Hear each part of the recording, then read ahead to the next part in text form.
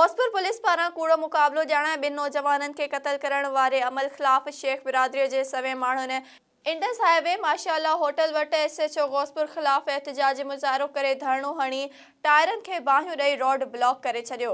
SS news जे reporter ज़हूर ओगाही मूजिबि road block थियण सबबि रोड जे ॿिन्ही पासनि खां गाॾियुनि जूं डिघियूं क़तारूं लॻी वयूं। उन मौक़े ते मुज़ाहिरीन मीडिया अॻियां दाहींदे चयो आहे त संदनि ॿिन्ही नौजवाननि मीर ख़ान ऐं असद शेख खे पुलिस 3 ॾींहनि अॻु पंहिंजी ॿनी तां कम करण दौरान खंबे खणी गुम करे मथसि सख़्त तशद्दुद जो निशानो बणायो।